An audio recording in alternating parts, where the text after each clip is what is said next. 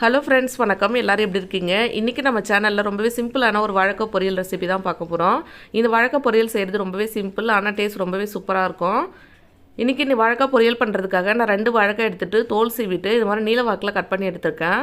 Cut பண்ணி எடுத்த வாழைக்காய் எல்லாமே தண்ணியில் சேர்த்துட்டு கொஞ்சம் உப்பு சேர்த்து ஃபஸ்ட்டு நம்ம வேக வச்சுக்கலாம். ஒரு 3/4 வாசி நல்லா வேக வச்சு எடுத்துகிட்டு செஞ்சோம் அப்படின்னா ரொம்பவே ஈஸியாக செஞ்சிடலாம். இப்போ பாருங்கள், நல்லா வெந்து வந்துருச்சு. இந்த மாதிரி வெந்திருந்ததுக்கப்புறமா தண்ணியெல்லாம் வடிகட்டிட்டு இது வந்து தனியாக எடுத்து வச்சிடலாம். ஃபஸ்ட்டு இந்த மாதிரி வேக வச்சுட்டு எடுத்து வச்சுக்கோங்க. நீங்கள் இந்த மாதிரி வந்து காலை டைமில் செய்யும் போது ரொம்பவே சீக்கிரமாக செஞ்சிடலாம்.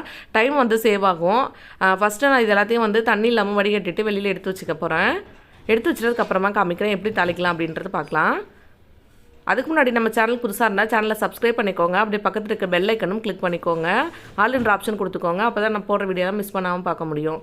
இப்போ அடுத்ததாக ஒரு கடாயை வச்சுக்கோங்க. அந்த கடையில் 2 டேபிள் ஸ்பூன் அளவுக்கு எண்ணெய் சேர்த்துக்கலாம். ஃபஸ்ட்டு எண்ணெய் நல்லா சூடானதுக்கப்புறமா கடுகு சேர்த்துக்கிறேன். கடுகும் உளுந்து சேர்த்து நல்லா உடஞ்சி வந்ததுக்கப்புறமா ஒரு கொத்தளவு கருவேப்பிலை எடுத்து வச்சுருக்கேன், அதையும் சேர்த்துக்க போகிறேன்.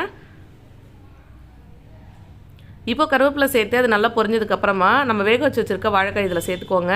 ரொம்பவே சிம்பிள், ரொம்ப ஈஸியாக செஞ்சிட முடியும். ஃபஸ்ட்டு வாழைக்காய் சேர்த்து கொஞ்சம் நேரம் வந்து நல்லா ரோஸ்ட் பண்ணிக்கலாம்.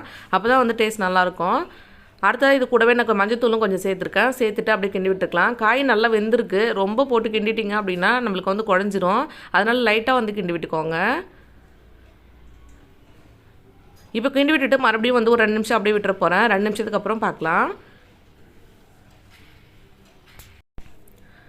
அடுத்தது ஒரு 2 நிமிஷம் ஆனதுக்கப்புறமா காய் ஓரளவுக்கு நல்லா வந்து ரோஸ்ட் ஆகிடுச்சு. இப்போ வந்து நம்ம தேவையான அளவுக்கு மிளகாத்தூள் சேர்த்துக்கலாம். காரத்துக்கு தகுந்த மாதிரி மிளகாத்தூள் சேர்த்துக்கோங்க. நான் வெறும் மிளகாத்தூள் கொஞ்சம் சேர்த்துருக்கேன். கூடவே வந்து குழம்பு மிளகாத்தூள் கொஞ்சம் சேர்க்குறேன். வெறும் மிளகாத்தூள் மட்டும் சேர்க்கும் போது ரொம்ப காரம் அதிகமாக இருக்க மாதிரி இருக்கும்.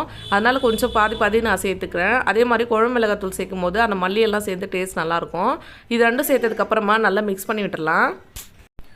காய் வேக வைக்கும் போதே நான் உப்பு சேர்த்ததால உப்பு வந்து இப்போ சேர்க்கல. உங்களுக்கு தேவைப்பட்டால் பார்த்துட்டு சேர்த்துக்கோங்க. அவ்வளோதான், ரொம்பவே சிம்பிளான பொரியல் ரெடி ஆகிடுச்சு.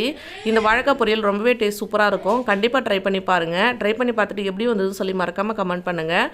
இன்னொரு இன்ட்ரெஸ்டிங்கான வீடியோவில் பார்க்கலாம். அது வரைக்கும் தேங்க்யூ, பாய்.